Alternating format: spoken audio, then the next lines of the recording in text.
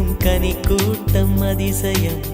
வண்ணத்து பூச்சி உடம்பில் ஓவியங்கள் அதிசயம், துளை செல்லும் காற்று மெல்லிசையாதல் அதிசயம், குருநாதர் இல்லாத குயில் பாட்டு அதிசயம், அதிசயமே அசந்து போகும் நீ எந்த அதிசயம், கல் தோன்றி மண்